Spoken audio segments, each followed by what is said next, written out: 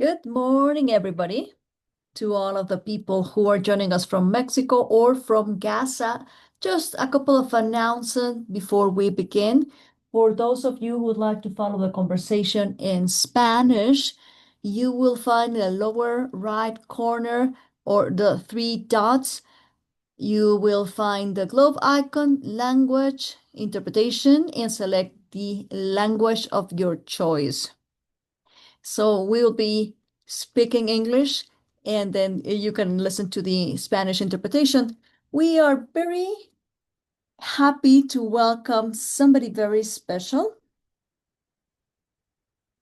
Just let me know if I am pronouncing your name correctly. Is it Batool? No, it's Batool. All right. So thank you very much for your point of clarification. So we will start by getting your name right. Today, we are very honored to welcome Batool Abu Akleen, a young poet and translator from Gaza whose work reflects the deep connection between language, identity, and resistance. In spite of her young age, as you can see, her work has reached and touched many hearts around the world, and it has won several awards. So, this won't just be a conversation about literature or translation. It is about, and by the way, our audience is mostly of interpreters and translators.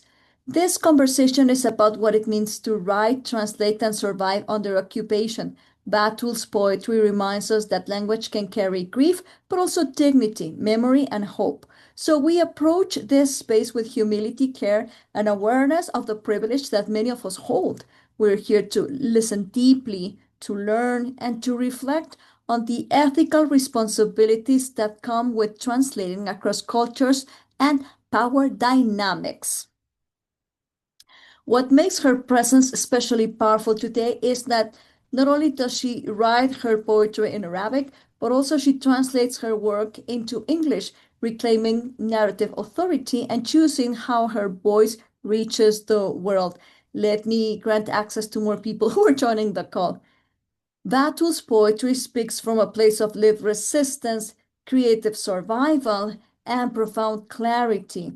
In her words, translation becomes not just a tool of communication, but an act of agency, care, and resistance. So I would like to start by asking Batool to let us know a little bit more about herself, because for many people, well, this is the first time they meet you, so thank you very much for having accepted the invite. Thank you very much for having organized this event. As you said, my name is Batool Abu Akleen. I am currently studying English, English literature, and I also study translation at Casas University. I have been writing since I was 10 years old. When I was 13, I won an award, and also I won another award this year, a few months ago. I also won an award, but that poem that was written in English, because I am now writing in both languages, in Arabic and English. I translate all of my own work from English into Arabic and vice versa. I do my own translation work as much as possible. And I also have another friend who is also the editor of the poems who sometimes translate my work because, as you've mentioned, well, my work centers around the life within the occupied territory that has been my life ever since I was born. That is why this is what I write about. I am trying to show the world about this reality. Thank you very much. Why don't we start by reading Gunpowder, the poem that you had just made reference to? I'll start sharing my screen so that people who are on the call can read it along with ourselves. And so we'll ask our beautiful poet to read it for us. Can you see the screen? Okay. So, Berto, could you be so kind as to read this poem?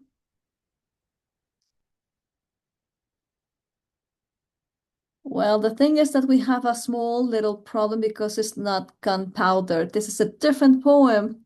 This is not gunpowder, but I would very much like to read the poem that you were presenting. Let me look for it. The poem that you presented is called This is How I Cook My Grief.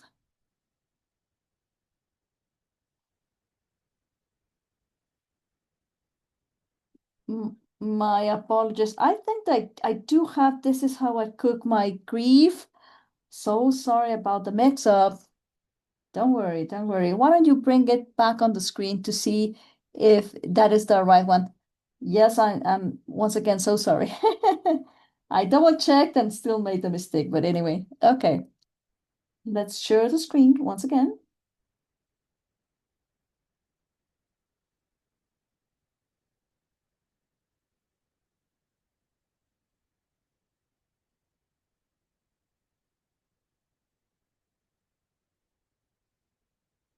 No, unfortunately, I don't have the poem. Okay, don't worry. I'll read it from the very beginning. This poem is a project that I developed in my book, 48 kilograms. That's the name of the book, and it has a collection of 48 poems. So I did my own editing because unfortunately there's no one left in Gaza to do that work. So this is how I cook my grief. I pick fresh hearts from the street, the most defeated ones. With nimble fingers, I steal the tears. I feel rusted sardine tins with the smell of sorrow. Mother's glances cling tight to their eyes, but I snatch them easily because I resemble their children. In a copper pot, I boil what I have stolen, add the blood that hadn't been absorbed, and sawdust from a coffin meant as the door to his new home. I pour the mixture into my heart until it blackens. This is how I cook my grief.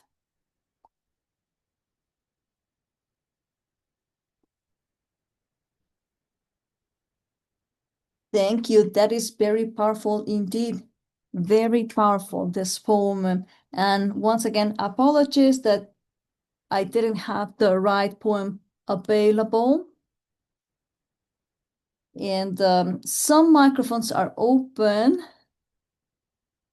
So could you please turn off your microphones?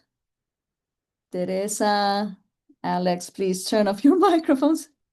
Sorry for the mix-up, and with the open mics, this became chaotic for a little while.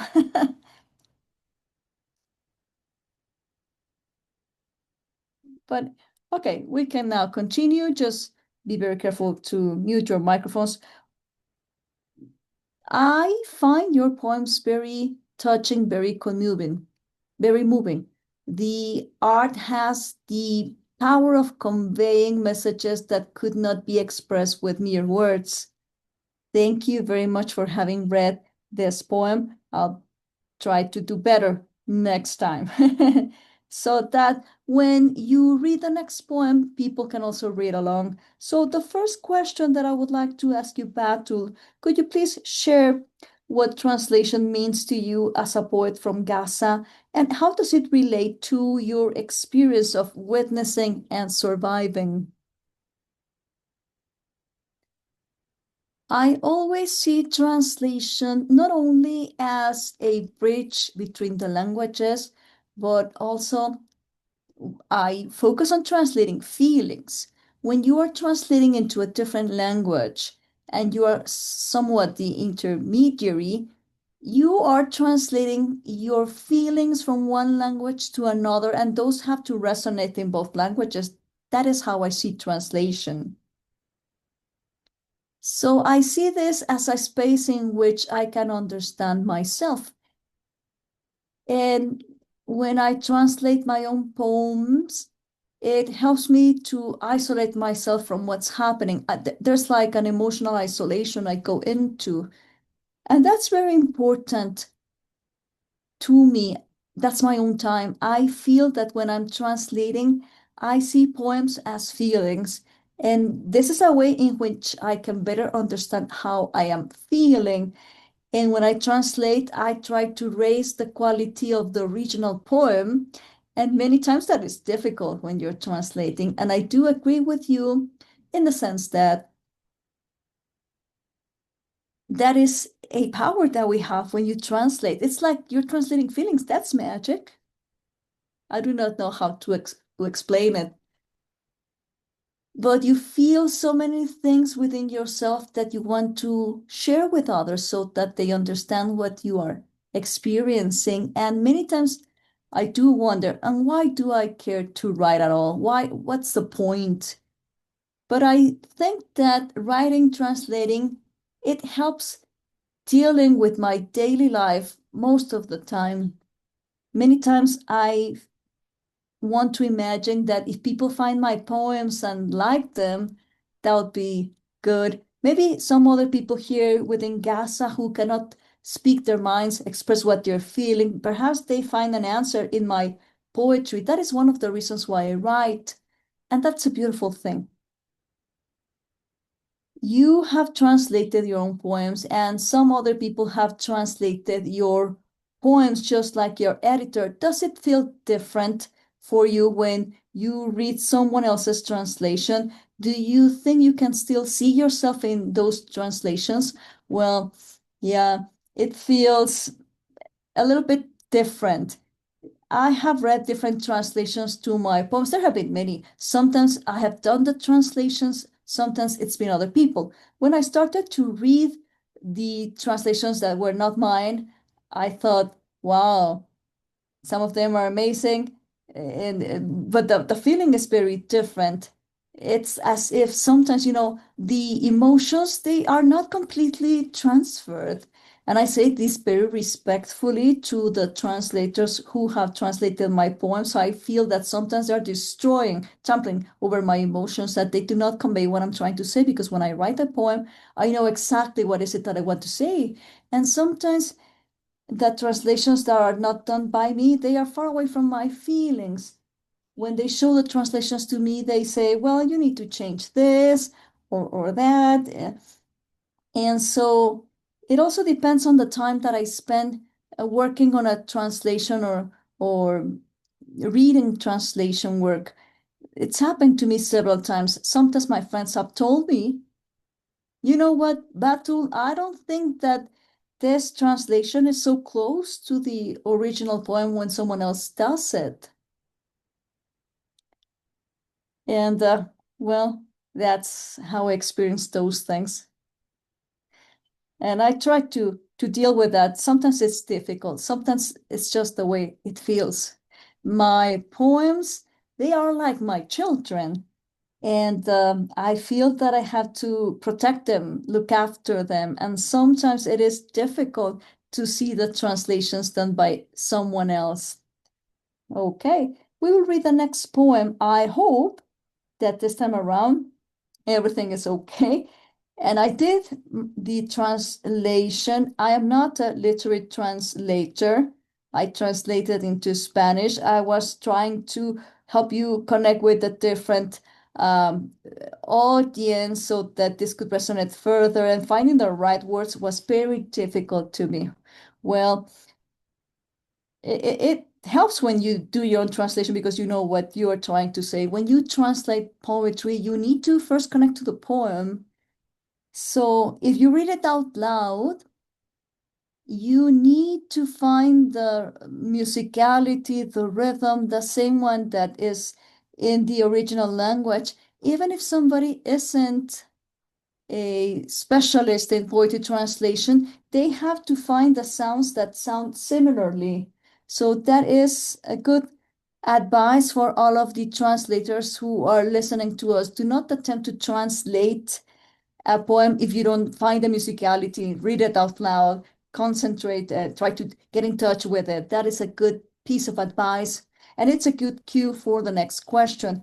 What would you like the Global North translators to know and understand about translating Palestinian voices? What would you want the Global North translators to better understand about translating Palestinian voices? Of course, it is impossible for us to understand the feelings, the experiences that you are going through, but what could we do to give the message a better chance of being conveyed?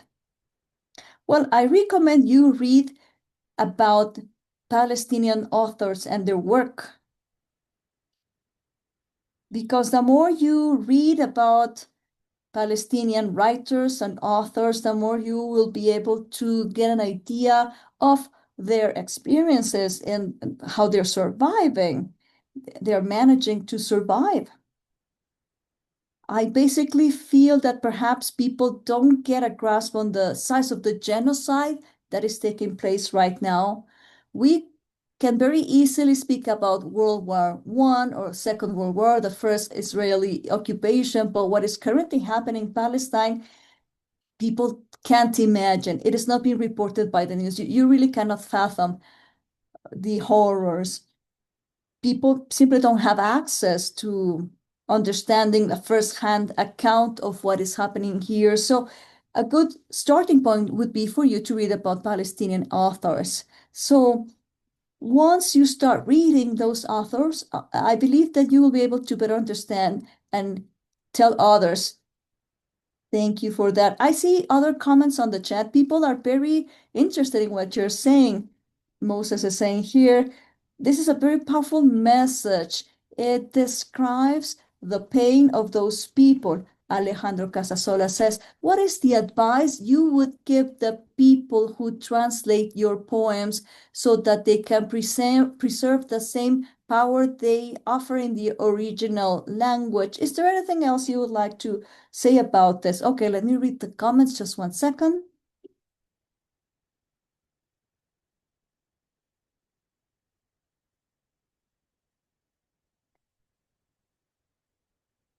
I feel that when it comes down to translating, I always think about what a friend once told me. You need to try to translate a poem as closely as possible as to the original. This friend told me, you also need to be honest when you are translating into a different language. Sometimes it's difficult. There are certain sounds that's difficult to translate. In Arabic, we have tah, these guttural sounds, and in English, they do not exist. So I feel I'm missing them in my translation. It's very difficult to find the equivalence and the power of those words, those sounds. I always say that when you translate into another language, it is very difficult to keep the original sense, the original melody when you're translating into another language. Sometimes I think you have to go back over and over again and read the poems and look at it from different perspectives. Try to imagine you're looking through the eyes of a speaker of that native language and not only thinking about your target language. I guess that when you are translating poetry, you're forced to wear someone else's shoes. When people are used to translating technical stuff, it's something that is very superficial. It doesn't go very much into the hearts of people. And poetry is all about that, getting under people's skin in a way, right? So I hope I have the next poem right. Batul is saying, yes, I have checked, don't worry. Once again, my apologies. I'm doing the very best that I can. Okay, let's see. I'll start sharing my screen and we will read the next poem. Batul, we would love for you to read the following um, poem that is called Salam to Gaza, which was published in Modern Poetry in Translation. Yes, this poem was written when I was trying to find myself as a poet and a translator who was living in resistance, in dissidence. Amazing. So please go ahead. In a stifling refugee camp from under a plastic shelter, a giant ogre is created out of the sobbing. With every missile, he grows. He moves his bare foot. I am nearly smashed. But as always, I survive. I run away to my shelter, to my phone, to my thumbs. I write, I translate, I read poems out loud. I gather them all from the throat of my heart. Then I turn the poems into flowers and spread them on my beloved grapes. Their scent pervades. May it strike your soul. Let us give ourselves 1 minute to breathing the words, to feel them resonate in our bodies, so that we can feel semantically what the poem is telling us. Whew, let us continue. So yeah, let's speak about emotions now. Now that people have heard you read your poems and listen to your poems and reading your poems, is there a difference when you're listening to the poem and when you're reading along with the poem? That's a question for the audience, but the question for you is, how do you navigate the emotional weight of writing or translating stories of pain and resistance? And what is the role of a translator in honoring that experience? I feel that everybody has their own way of navigating life. Let me speak about myself first. We all have our own way of coping, dealing with our pain. And this is how I deal with it. And I think this helps people have a little hope. And I focus on the little details. That's my trick when writing and translating. I'm always zooming in the small details. I think that many people are watching the news. There are many people who write poetry or translate, but about me, what's different about me, I think it's the level of detail. I try to express to convey the pain in small details, in the small details. For instance, in the poem that is called I Didn't Steal the Cloud, at the end, I speak about children who are going to a school that's no longer there, children who can no longer study. That's what's behind that poem, and how these kids perhaps are jealous of other people who can attend school. So it's a way of making people imagine how painful, how difficult it is.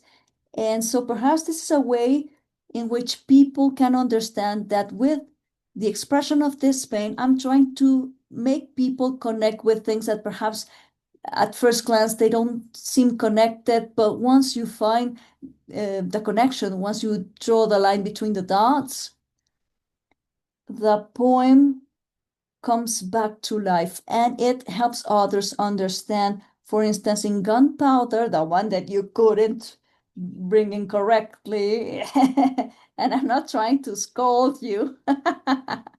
That's okay. I deserve it. I deserve it. That's fine.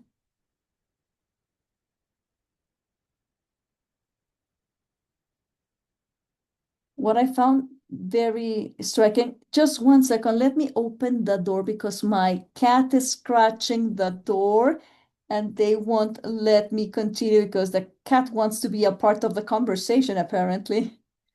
What I found very interesting about this poem was that you were able to find refuge in your thumbs by writing poetry in your mobile, which I find is an overlap between the very ancient need of human beings to express their pain through art, but with modern technology. So, in spite of the fact that you're isolated from the rest of your generation because of the horrible situation, you're still connected. And perhaps this can talk to the people of your own generation. I see, for instance, my daughter, my teenage daughter, she also finds refuge in her thumbs and in the mobile. And I think this is a way in which she connect with what you are experiencing. Obviously, the size of the pain cannot be compared, but it's some point of perhaps a starting point of connection. Yeah, the connection between the ancient world and the modern world, and how pain has been present everywhere. And by the way, I hate technology. I hate it as much as I love it, to be perfectly honest.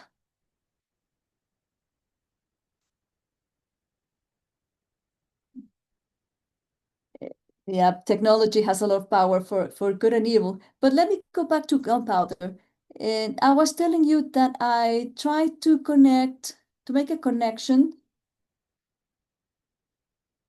with the kid called Selim, and how Selim was having this attitude that the others were not good enough. And in that poem, I was trying to describe the city around, the have and have nots. And so this is a way in which I'm trying to convey what it's like for us to experience what we're going through.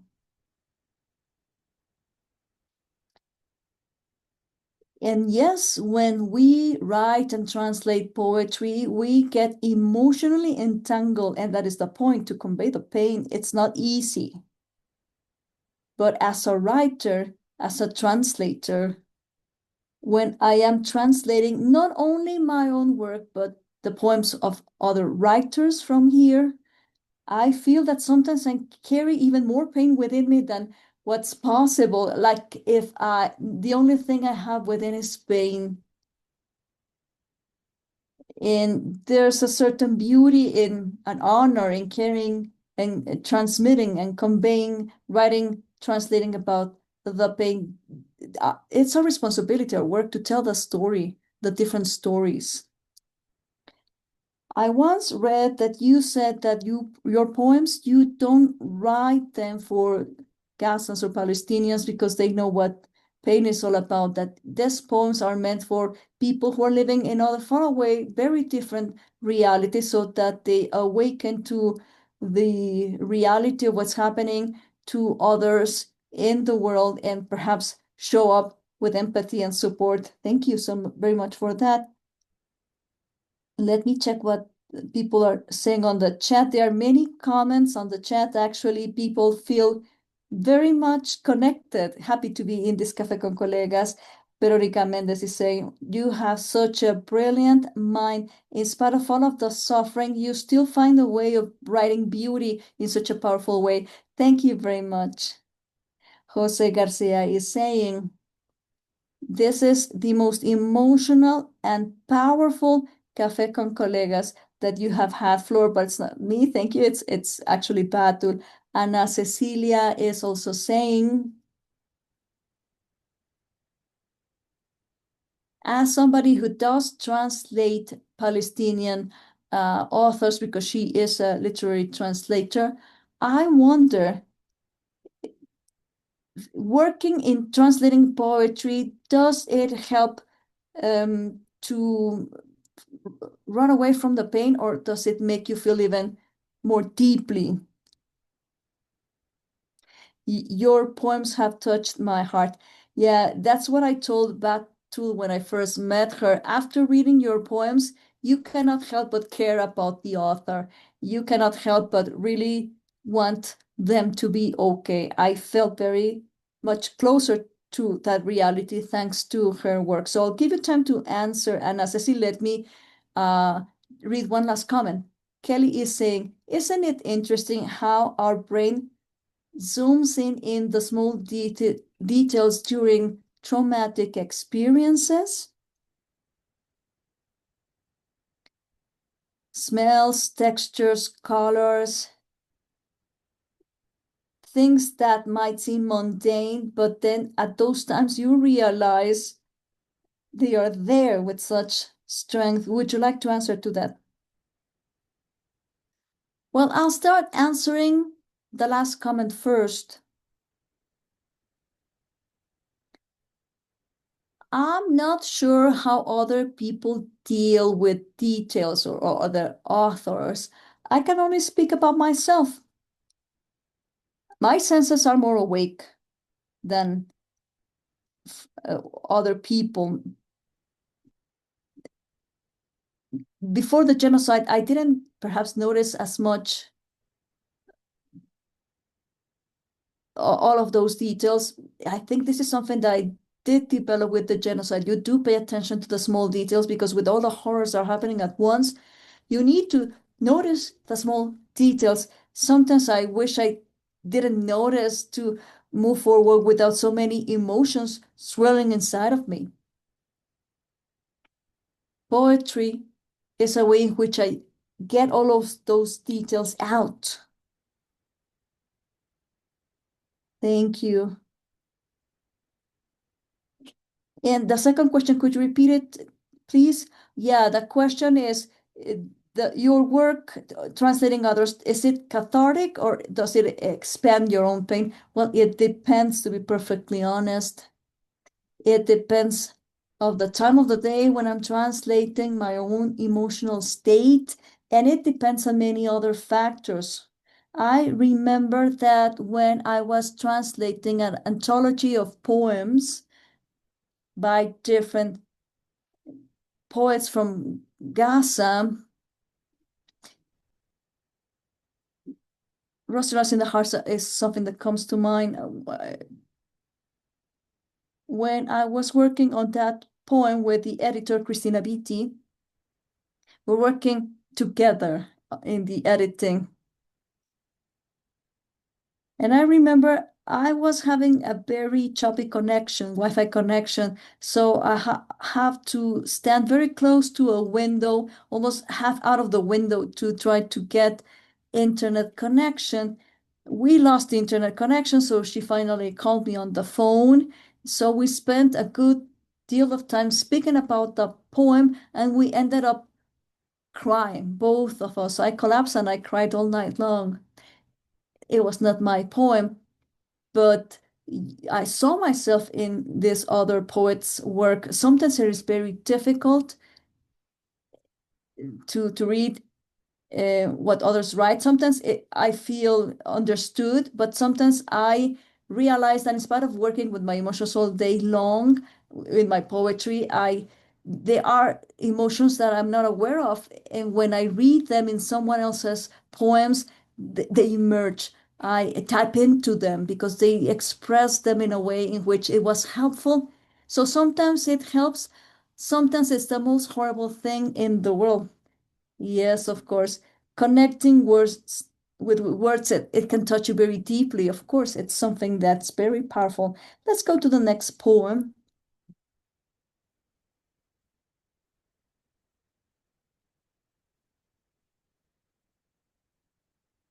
My apologies. I am horrible with technology. I also have a love and hate relationship with technology. So is this I Didn't Steal the Cloud?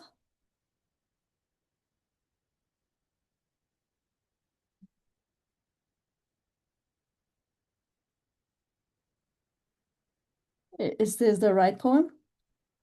Oh, okay, let me see. Yes, it is. The name of this poem is I Didn't Steal the Cloud. I was talking about this poem when we began. Okay, so we will listen to you. I didn't steal the cloud. I'm roaming through the alleys of the refugee camp, my words echoing only across my heart laid waste. I show off my power. I'm awake, swallowing all there is around me, whistle blasting out, not only outside, but also inside me. Exhausted, I collapse. I turn into sea spray. I disappear. I am a stormy sea. Someone stolen a cloud from Michael. and placed it over my head. They thought it was me who stole it, and so I came to grief. The refugee camp like land and destiny, sink sheets drilling through my head. The noise they make when they hug the frowning sky. The walls breathe their chill. I wrap up in the black blanket from the agency that won't warm my blue body, not even my little toe. I'm carrying my white card. I stand in line with an endless crowd. I get 2 bags of flour, lentils, chickpeas, oil, tinned food, sugar, elation, then hysterical weeping. So I shouldn't waste these 2 hours. It was my lot to be half asleep, needing loaves to fill my little sparrows' bellies. My heart's kneaded in. It's left in the dough. I wear the clothes of those who live in their own land. Refugee written on my forehead. I sink in mud with strawberries for sale. I kiss my kids with a stinking gas lamp. They carry backpacks stamped UNICEF in large letters of pity. They wear blue shirts. The fabric sets on fire. The fabric sets on fire their bodies that are the color of wheat in summer. They carry in their backpacks one of my love-knitted loaves. They toss it aside, complained. Make believe they were talking into a falafel wrap with pickles, like the one in the hand of that spoiled boy Selim. Their mouths are watering. It was my lot to be a refugee in the regions of a homeland I don't know. I didn't steal the cloud, Michael. Take me back home.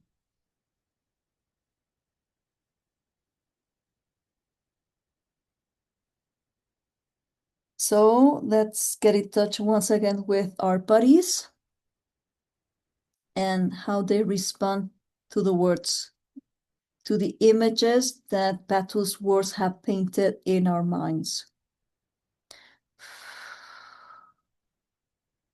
So Batool, what does it mean for you? Today you have an audience from all around, people from Mexico, the US, Central America, South America, and we will try to get versions of this conversation into German, French, and hopefully Portuguese if we find somebody to do the translation. Oh, somebody has told me that we have people on the waiting room. Sorry, so I was paying close attention to that poem. I was not looking at the managerial stuff of the Zoom call. So what does it mean for you to have people from different places who have attended this call because they want to learn? What does it mean for you? That the world is listening? Yes.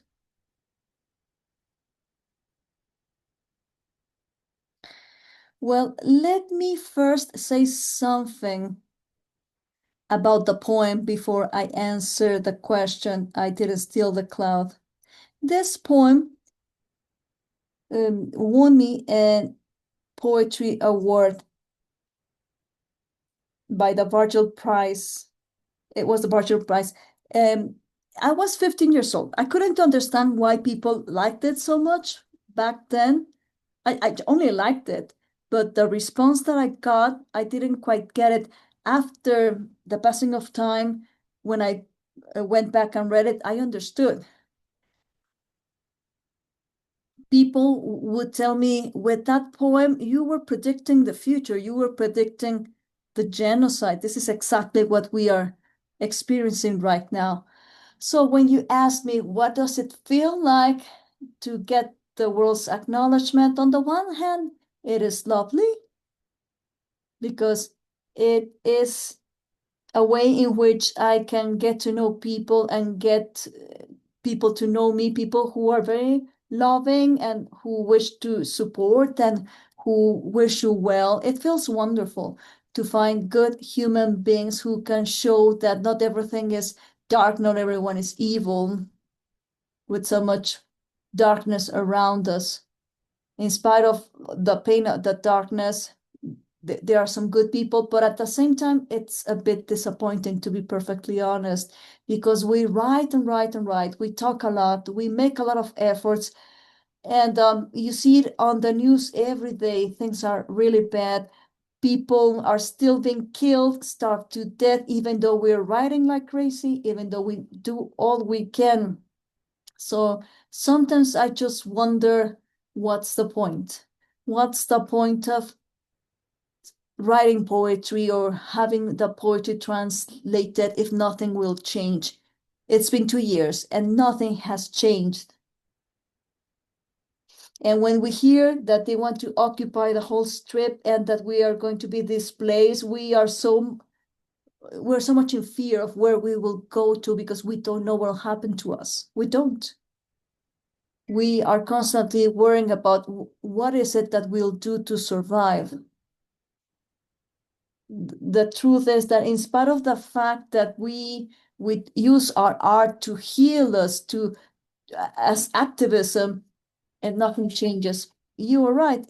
There was an Oscar-winning documentary, and not much has changed. So the question now is, what is it that we can do to make our support more significant? Is there a way which can donate, spread the word? How can we support, better support? And I know it's putting the weight of this, our response on your shoulders, and that is not fair. But we're asking because we would like, many of us, to do more, and we do not know how. The forces that you face are very large and very cruel. And so it was just a matter of bad luck that you were targeted, because it could have been anybody else, and it could be a matter of time we could be targeted as well if you see the state of the world. So what can we do? I would like to say something about donations and donating. People in Gaza, we are very smart, very talented, hardworking, we're very well educated. So even though we appreciate the donations, there are other ways to help which are much better, like get us jobs. Get us a job. That would really make a difference. That would be much better than just giving out money, because we have dignity. And I know that you speak from a place of solidarity and love. Somebody has explained it to me. A friend has told me when people are trying to donate, they are not doing it because of shame or pity. It's an act of solidarity and love. And I try to get that. But it's still, it feels like a hand-me-down. We want to earn our own living. We want a job. We want to be self-sufficient. So all universities in Gaza, all the places where we could get an education, they have been destroyed. So if you want to help us, offer training, offer us materials, organize workshops, online workshops where we can take classes. This is something that would be very beneficial. So the only way in which you can work is not only about money, which is something we appreciate, but there are better ways which could help us learn skills, getting jobs, because we are very talented people who want to earn our own living.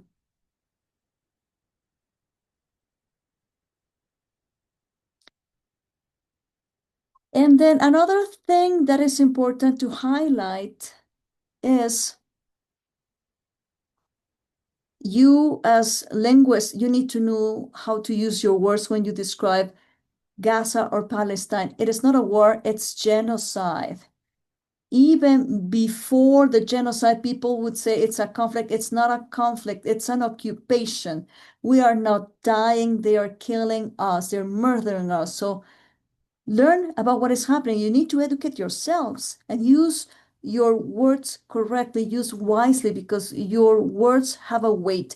Learning the history as translators is very important. So correct your mental diction, because if not, you are helping promote the criminals' propaganda instead of helping Palestinian voices being heard regardless of your intention. So educate yourselves and learn more about what is it that needs to be done. Well, let us know what workshops you need and we can start organizing them. We have many people on the call who are very capable of offering good things. So let's start a collaboration, of course. Let's be in touch so that we can start organizing those workshops. We would be more than happy to do so. Batool, thank you very much for everything you have shared with us. Thank you for correcting us, starting with my pronunciation of your name, because the small details, they start adding up. Let me see if there are any other comments on the chat. I see lots of congratulations and expressions of solidarity and gratitude. People are praising your poems. Yes. So, Batu, before we read the last poem, thank you very much for your kind words. Today you have shed light on many things. Today you have taught us a lot about the value of words and how the right words matter, and how not taking a side is taking a side, taking the side of the oppressor. And many people are suffering because of this. It is our obligation to use our privilege in using the words correctly. It is genocide, it's occupation. And thank you very much for awakening our responsibility as translators, because this is a story that has to be told with responsibility, with dignity, and listening, actively listening to Palestinian borders. So we leave this message for the people who have heard this conversation so that they reflect upon the agency, witnessing self-translation, resistance, and solidarity. Let those words stay with us, but not just as ideas, but as ongoing questions in the work that we do. How do we translate without erasing? How do we listen without centering in ourselves and our own experiences? And how do we use our practice to amplify instead of filtering the voices that need to be heard? Let's read the final poem, shall we? Yes, of course.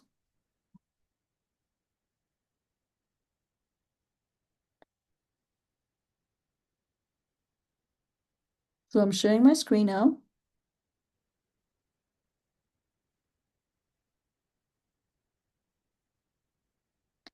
They are in the sky. This is the last poem. Whenever you're ready. Thank you. They are in the sky. I sit in a classroom with 50 displaced people. We teach the little ones their first lesson, Surat al-Fatiha, to recite for their souls, and the prayers to pray for the bodies. We've not taught them anything about the departed, except that they reside in the sky. And so they roam the streets, devour their plates of Goraveyes biscuits. They laugh, they play, they look up saying, they are in the sky, they are in the sky. Death breaks into the classroom. He reveals secrets to the children, and suddenly they grow up. They wear their father's faces. Out of the broken plates, they make homes for their younger siblings. A rattle comes from their throats. They are in the sky. They are in the sky.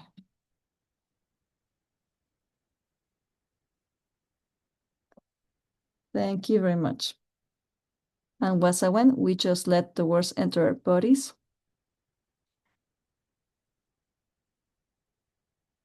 Let us have those words enter our spirits. Now we will open to a Q&A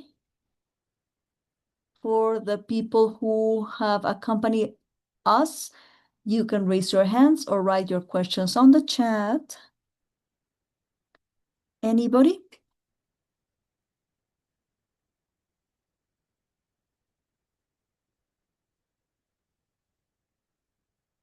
Words of solidarity are also accepted. Please don't be shy.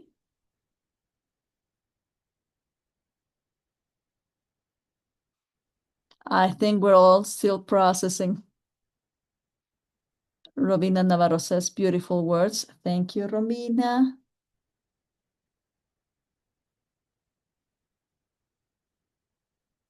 All right.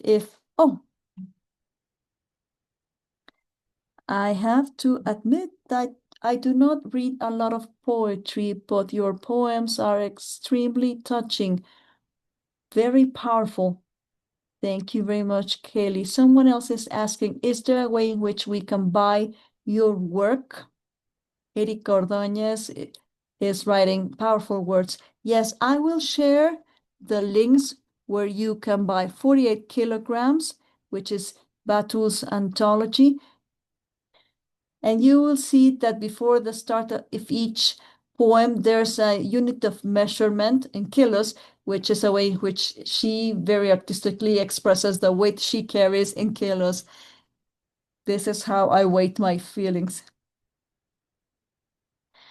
I can also give you the link of Voices of Resistance. That's another book. It's diaries written by me and by other extraordinary women who live in Gaza. So together we speak about our lives during the genocide since the very beginning. I don't know when, since I was born, it's been around. So the words that they share, they are very powerful. I know that you will enjoy it. You will be able to see the metaphors that we all use together so that you understand the realities of our lives. Thank you very much. Here is a comment in Spanish. We express our full solidarity to the Palestinian people. It is so beautiful and inspiring to listen to your poetry as a symbol of strength vis-a-vis the horrible genocide. And this is a wink to our interpreters because this person was able to follow the conversation through the interpreters. I want to acknowledge Ishel Torres and Jimena Lopez for having been the interpreters, pro bono interpreters for this conversation. I apologize if I cannot read the comments. The lettering is very small here on my computer, but I'll try. Here's another comment. Let me find it. It says, I've been watching so many horrible things in the news, the images, the testimonials during the last few weeks. But after reading your poems, those images become more real. Penelope is asking, has poetry helped you to understand yourself better? Yes, it has. It has helped me a lot to process the events. Sometimes it causes more pain, but sometimes it helps me relate better. In the past, perhaps I didn't notice that in my poetry, in my writing. So this has been a learning how words, it depends how they will affect me. It depends on my state. Sometimes the words help me, sometimes they hurt. It depends on how much energy you have at that moment, right, to process them. Here's another question, Batu. Perhaps you have already explained this, but how is it that you became a translator? Sorry, I joined the call late. Well, yeah, I haven't described how that happened. It was out of chance. I never thought I would be a translator. I had a very close relationship with a friend outside Gaza who is a translator. Italian, French, and English are his work languages. So we started having a conversation about poetry, and I told him that I wanted my poems to reach beyond the borders. And back then, I would only translate it from other languages into my mother tongue, into Arabic, because I wanted to share the work with that area I lived in. And I was not thinking about translating anything else. But when Salam to Casa was published, when I wrote that poem, that was published by a publishing house in the UK. And we received so much positive feedback and support and solidarity. And so it was very specific to Gaza. People started asking me, why don't you share your poetry with others? Why don't you share what you have written in your native language with English speakers? And there was nobody who could translate. I told them, you don't have any Arabic translators. Well, you can do it. And I would tell the people of the published house, I'm not a translator. I cannot do this. But they said, well, your English is strong enough. It's good enough for you to do your own translation into English. So go ahead. So I did. I translated those poems, and that was the beginning. They got published. And so I felt more encouraged. I they I became their writer and translator for that edition. I guess sometimes the only thing you need is a friend to believe in you. So that's how I got started. But you were very young when you started. You're still very young. Yeah, well, a friend of mine told me that sometimes it is difficult for people to believe my age because of all of the things I do. People tend to think that you are much older, but it's been my life experiences. People tell me you have been trying to escape so many things by running ahead, moving forward, and they're chasing you, but you run faster, so that's why they cannot catch up with you. That's right. That's beautiful. There are other comments here, many expressions of solidarity of the people on the call. Thank you for sharing your work. Thank you for allowing us to listening to you. The world needs to know the truth. Romina is also saying each word is heartbreaking, but they're also beautiful. There's another comment in Spanish. Your poems are very beautiful. They're truly touching. All of our solidarity for your people. And here's a question that perhaps you have already answered, but I'll reread it. Could you tell us the experience of translating your own work? What are the challenges of translating your own words into a different language? Do you find the words?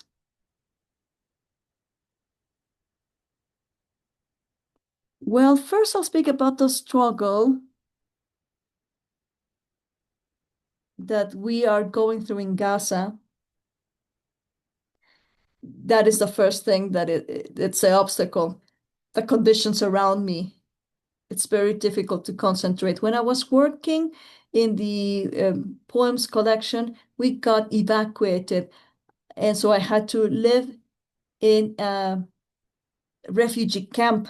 So imagine I was living in a single tent with all of my relatives in a very crowded area. All of my brothers are younger, my siblings are younger. So there was a lot of noise. It was very difficult to concentrate. So my trick was that when I wanted to write or when I wanted to translate, I would wake up really early in the morning, like at 4 a.m., at the wee hours of the morning, and usually sit at the tent's entrance, and that's where I would write down or translate. And people would say, "What is Batool's doing? Oh, she's studying for school."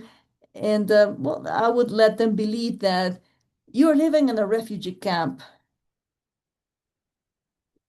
I don't want to give explanations that there are no schools for me to study. So yes, I told them, yes, I'm studying for my exams, but there were no exams. It was easier to give them that explanation so they would let me work.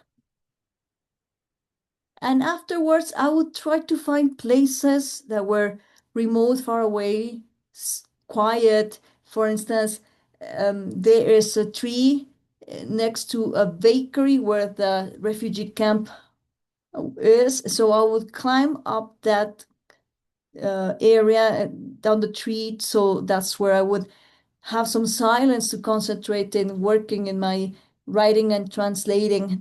So that is my main problem, the conditions.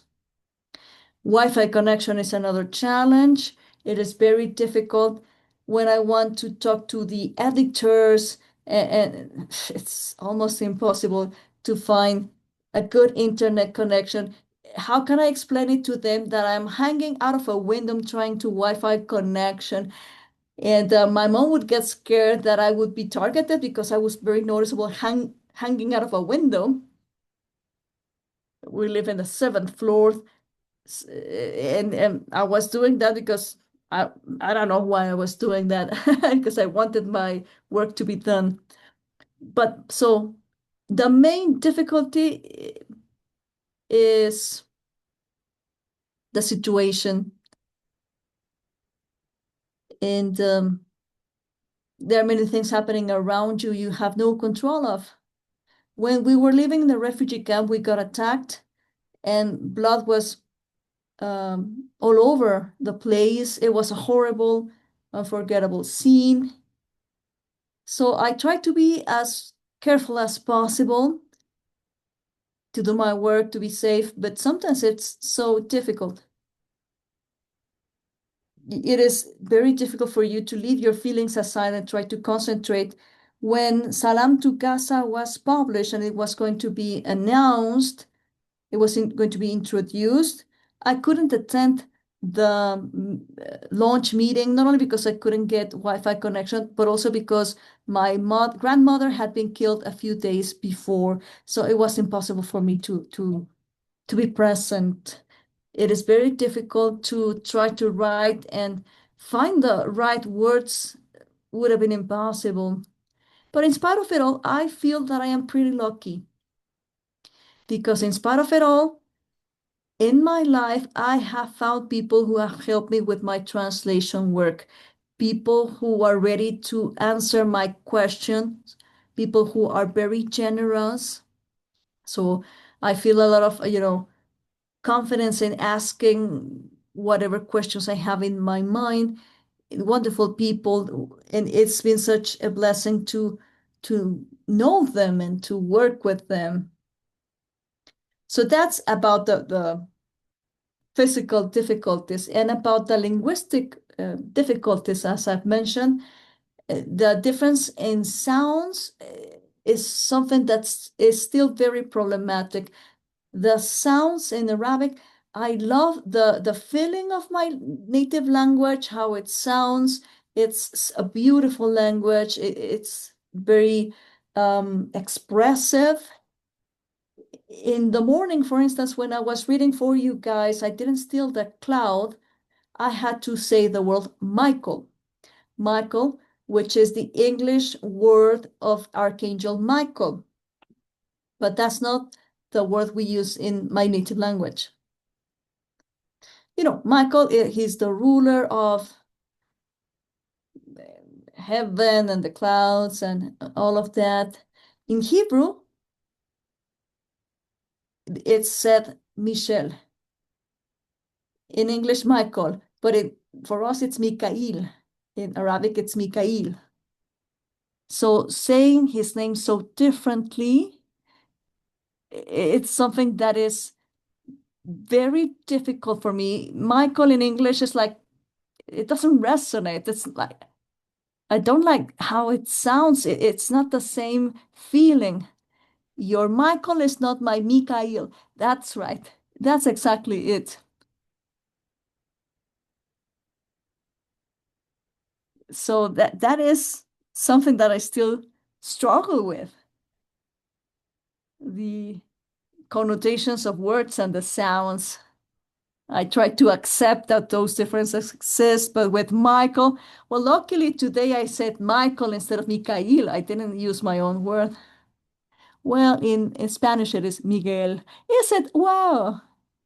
Does it sound better? Yeah, yeah. There are certain words that are so close to our hearts that they are more meaningful in a certain language, and they have to do with our spirituality. When you translate, not everything has the same connotations because they don't have the same meanings, the same personal weights. This is another lesson that you've given us today. It's a beautiful reflection. To conclude this conversation with Archangel Michael, what a wonderful way to conclude. For those of us who do practice spirituality, we ask Archangel Michael to watch over you and your loved ones and that you are safe. And we're sending you all of our love. We're sending you blessings. And we are very, very grateful that you spent this time with us. Thank you for having invited me. And thank you so much for allowing me to share this time. And I would like to thank the people who attended the meeting. I am so grateful to speak about translation and poetry and Palestine. This was a very beautiful experience to share this time with you. And I hope that one day I will be writing poems about life and not death. And when that happens, I hope I'll be back here telling you about my poems of life and hope and hope. One last comment, Batool. Thank you for bringing your soul into your poems. You deserve to be heard. This has been such an impactful talk. I'm so glad that I could make it. I have to leave, but I send you all of my love and to the Palestinian people. Thank you. Thank you much for your words. And someone else saying that they feel very grateful. And okay. May Palestine be free one day. Thank you very much, Batool. We conclude. And we will be in touch, Batool, for the workshops. Let us know what you need, and we'll try to get it for you. Thank you, everybody. Sending you all of our love. Bye-bye.